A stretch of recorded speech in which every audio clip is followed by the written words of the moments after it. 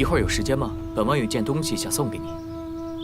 启禀太子殿下，臣等在调查完之后，就得紧速赶回大理寺。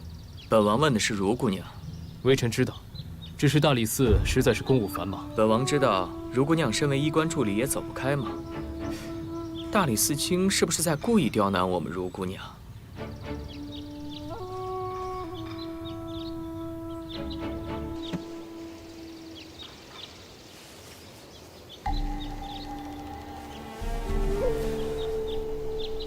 现场没有任何其他的痕迹。大人，遭到袭击的宫女跟侍卫，他们都是被一刀砍在腹部，但现场有一个奇怪的事情，他们好像没有经过任何的挣扎，都是一刀毙命。不对，如果是一刀毙命的话，那现场应该留下更多血迹才对。如果说这个凶手的目标真的是小王爷，那为何在刺杀了一名宫女和侍卫之后，却没有任何攻击小王爷的迹象？是被什么事打断了吗？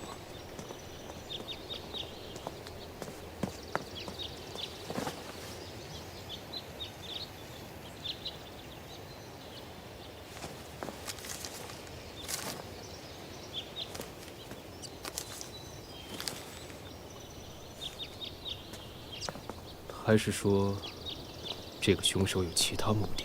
太子殿下，太子殿下，大理寺卿可有些眉目了。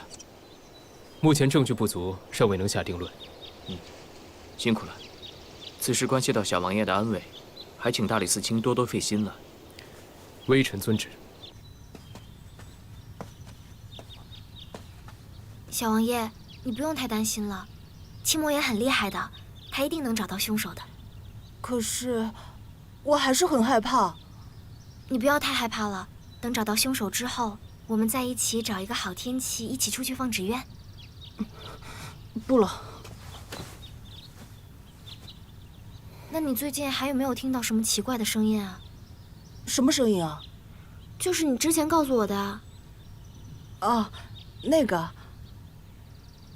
已经没有了。抱歉，因为今天早上的事，我有点恍神。你没事吧？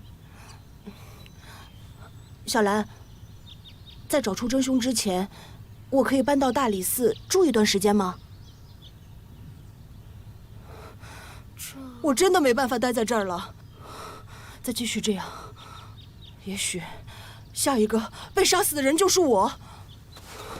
就算我没有死，我也可能会疯。你不要怕，我会去和青魔岩说的，他一定会答应的。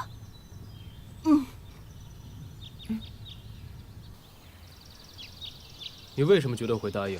你没看见小王爷都被吓成那副模样了，而且现在还没有抓到凶手。你让小王爷继续留在宫中，万一他遭遇不测怎么办啊？照你的逻辑，大理寺已经收留了几千人了。拜托，小王爷好歹也算是我的朋友，你就当做善事一件，收了收了他嘛。我看他可没把你当朋友。青魔岩，你该不会是在吃小王爷的醋吧？自家的宠物，有必要吃醋吗？